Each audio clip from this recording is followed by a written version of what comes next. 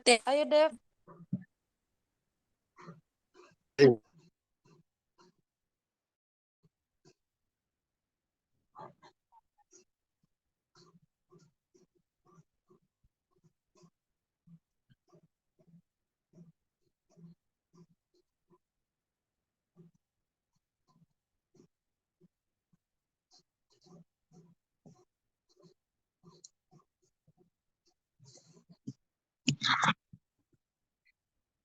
Baik, Assalamualaikum warahmatullahi wabarakatuh.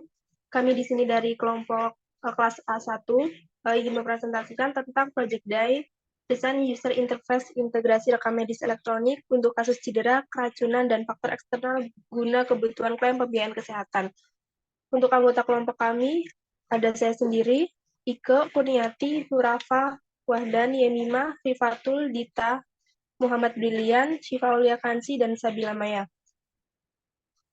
Langsung saja untuk abstraknya bisa dibacakan Man Kurniati, dipersilahkan. Oke, baik. Terima kasih atas waktunya, Mbak Deva. Langsung saja untuk abstrak daripada laporan hasil proyek D kami. Desain formulir rekam medis adalah kegiatan kreativitas seseorang pada formulir rekam medis yang memiliki fungsi dan tujuan untuk menyampaikan informasi kepada setiap orang yang telah diatur formatnya sesuai dengan kebutuhan. Nah, pada kegiatan proyek D ini, mahasiswa melakukan penelitian pada desain formulir elektronik rumah sakit. Untuk tujuan dilakukan penelitian ini untuk membuat contoh desain interface daripada formulir rekam medis elektronik guna perpindahan dari rekam medis manual ke rekam medis elektronik. Nah, untuk metode penelitian ini menggunakan pengembangan sistem model kuantitatif. Dengan hasil dari penelitian ini yaitu sebuah rancangan sistem informasi dalam bentuk desain interface rekam medis elektronik yang memuat asesmen pasien untuk nantinya dilakukan pengodean dan klaim BPJS. Kata kunci desain formulir rekam medis elektronik dan kuantitatif. Selanjutnya saya kembalikan lagi ke moderator. Baik, terima kasih untuk Kurniati. Untuk selanjutnya ada introduction yang akan dibacakan oleh Iko Fitri Aidina. Dipersilahkan. Baik, terima kasih atas waktu yang disampaikan oleh moderator. Dari di introduction dari kelompok kami telah menjelaskan, telah mendiskusikan rekam medis adalah dokumen yang berisikan data identitas pasien, pemeriksaan, pengobatan, tindakan, dan pelayanan lain yang telah diberikan kepada pasien sesuai dengan Permenkes RI nomor 24 tentang rekam medis tahun 2022. Identifikasi permasalahan pada manajemen rekam medis yaitu perubahan sistem dari manual dan elektronik. Pada manajemen dasar desain formulir rekam medis elektronik harus mempertimbangkan beberapa aspek penting dalam merancang formulir rekam medis. Salah satu kompetensi PMIK yaitu memberikan kode yang tepat pada diagnosis dan tindakan yang diberikan kepada pasien. Kodifikasi, sistem pengedaran saraf, gangguan jiwa, serta perilaku, dan kodifikasi cedera, keracunan, dan faktor eksternal memiliki peran utama dalam pengelolaan informasi kesehatan, memastikan standarisasi, dan kejelasan data terkait kondisi pasien. Pemberian kode pada diagnosis ini diadakan juga berpegangan bagi rumah sakit untuk melakukan karir BPJS untuk melakukan klaim BPJS melalui Inasib Bijis. Kode yang diberikan haruslah tepat untuk mendukung pemrosesan klaim asuransi. Oke, saya kembalikan lagi kepada moderator.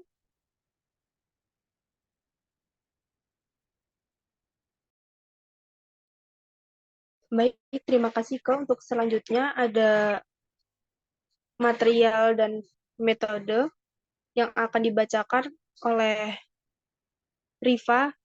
Nurafa, mohon maaf, kepada Nurafa untuk dipersilakan.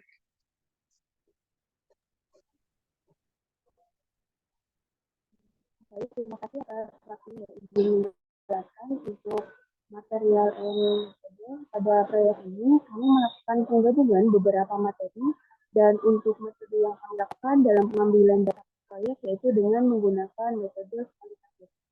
Metode yang kami lakukan dengan melakukan pengamatan secara langsung ketika praktik kerja lapangan maupun melalui penjelasan materi ketika perkuliahan. Kami menggabungkan desain user interface, rekam elektronik, pembiayaan kesehatan, serta coding prinsip. Metode proyek yang kami gunakan dapat lebih mudah untuk menganalisis alur kerja, tujuan proyek, dan juga kendala yang terjadi. Selain itu, dapat juga untuk patokan seberapa efektif desain yang kami buat diterapkan dalam aplikasi atau website. Bahan yang kami gunakan dalam proyek yaitu yang pertama ada Canva untuk buat user poster, desain user interface, rekam media elektronik, dan poster alur klaim pembiayaan. Kemudian yang kedua Microsoft Word untuk membuat laporan. Cukup, saya kembalikan.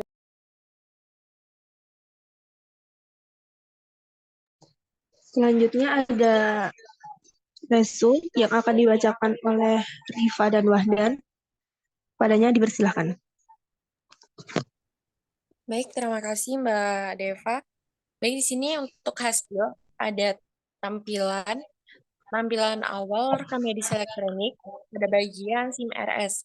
Di sini petugas bisa login menggunakan username, kemudian juga menggunakan password.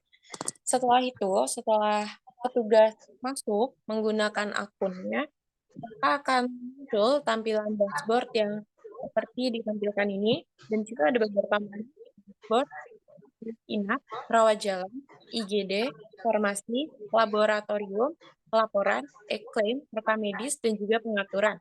Di sini tertampilkan kita dapat melihat adanya kunjungan rawat jalan, kunjungan rawat inap, kunjungan IGD, dan juga laporan kunjungan. Serta kita juga bisa melihat grafik kunjungan pasien di rumah sakit tersebut dalam kurun waktu 1 tahun. Kemudian kita juga bisa melihat 10 besar penyakit yang dimana itu nanti dikelompokkan secara per bulan. Jadi di sini saya ada contoh pada bulan Januari dan juga untuk grafiknya di tahun 2024. Terima kasih Mbak Deva, saya kembalikan ke moderator.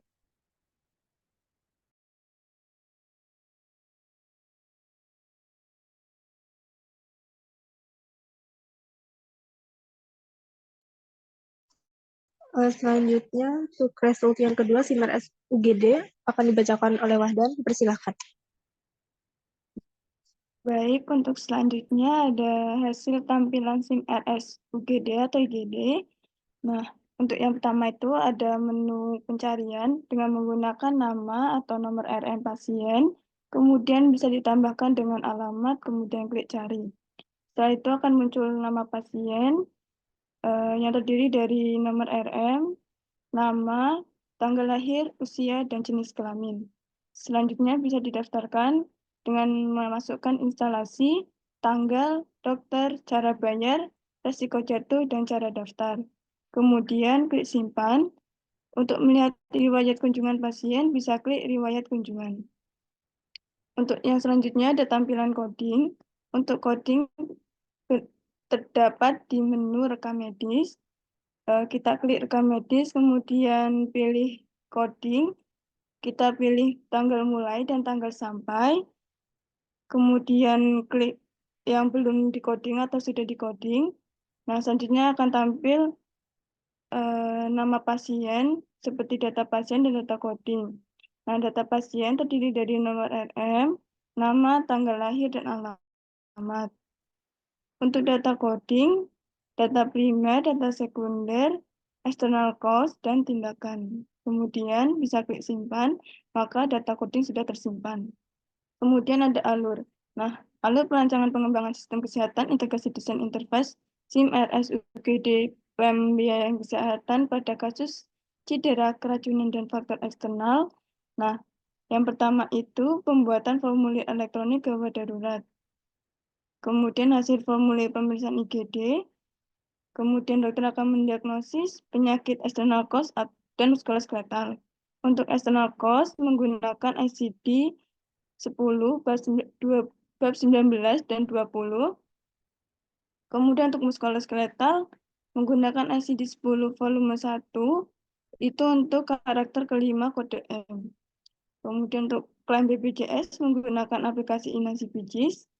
Nah, dalam hasil kode Inasi Bijis ini terdapat 4 kode spesifik, yaitu CMG, severity level, spesifik CBGs, dan tipe kasus.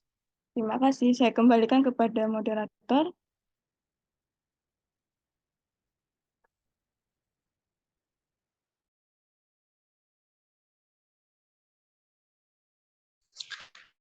Baik, terima kasih kepada Wahdan. Selanjutnya ada discussion yang akan dibacakan oleh Yamima, Syifa Aulia Kansi, dan Sabila Maya. Padanya dipersilahkan. Terima kasih untuk waktunya. Saya akan membacakan diskusi yang pertama terkait desain dan manajemen formulir. Pasien atau keluarga datang ke UGD melakukan pendaftaran di TPPGD atau tempat pendaftaran pasien gawat darurat. Jika pasien lama, maka petugas mengidentifikasi pada sistem dan didaftarkan. Jika pasien baru, maka akan diberikan formulir pendaftaran manual atau paper-based untuk mengisi identitas pasien, dan petugas menginput data identitas pasien atau mendaftarkan pasien baru pada sistem RME rumah sakit. Sekian, terima kasih. Saya kembalikan kepada moderator.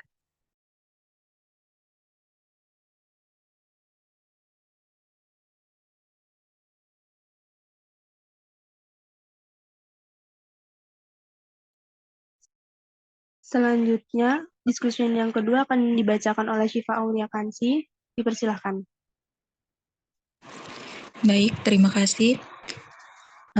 Untuk yang kedua, kodifikasi sistem penginderaan saraf dan gangguan jiwa dan perilaku KSPS dan kodifikasi muskuloskeletal cedera keracunan dan faktor eksternal atau KCKEP.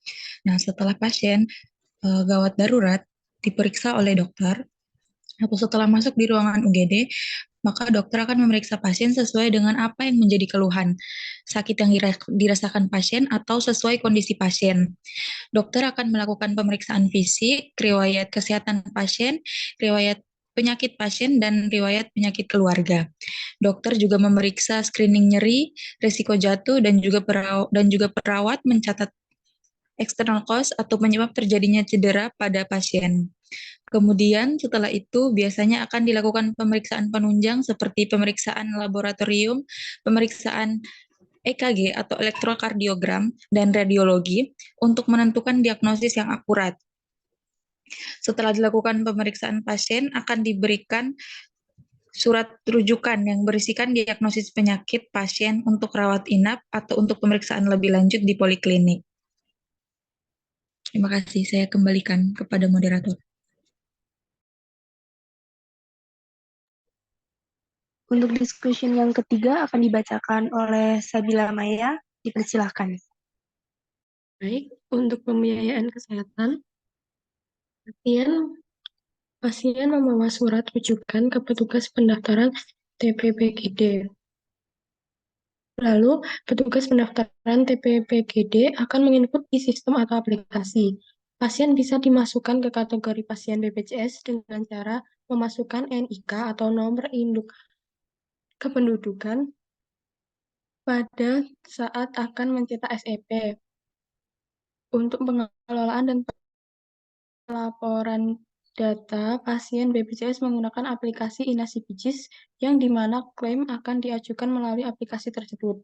Klaim dilakukan dengan cara grouping, yaitu kode diagnosis beserta tindakan dikelompokkan yang kemudian akan diinput ke dalam Inasi Bijis.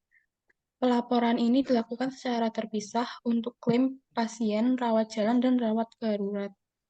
Dan gawat darurat akan dilakukan oleh bagian kesmik rawat jalan, dan untuk pasien rawat inap akan dilakukan oleh bagian kesmik rawat inap.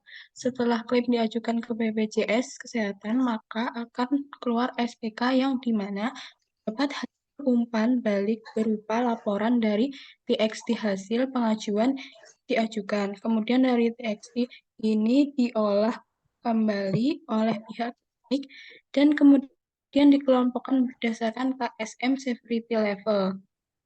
KSM yang ada pada rumah sakit penyakit dalam, bedah, obsgin, di syaraf, anak, jantung, THT, mata, dan jiwa. untuk JKN rawat inap akan dicari sesuai dengan level dari level 1 sampai 3 per KSM-nya beserta dengan nominal pengajuan dan pasiennya. Terima kasih, saya kembalikan ke moderator.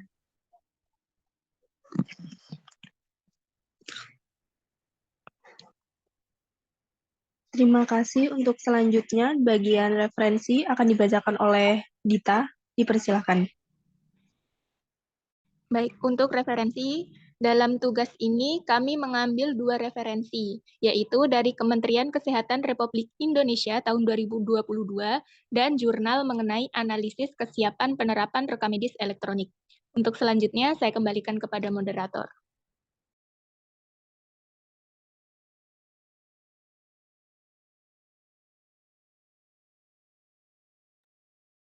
Untuk yang terakhir akan dibacakan oleh Raka.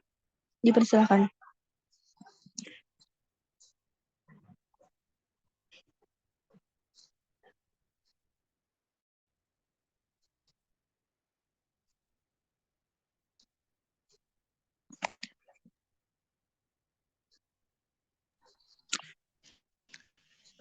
Terima kasih kepada seluruh pihak yang telah mendukung kami sehingga kami dapat menjalankan proyek ini.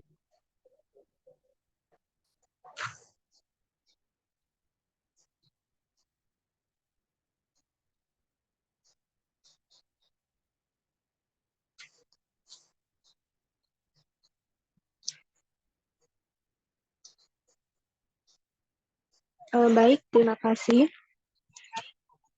untuk semuanya yang telah berpartisipasi untuk mempresentasikan Project Day pada hari ini. Demikian presentasi dari kelompok kami dapat diakhiri. Wassalamualaikum warahmatullahi wabarakatuh.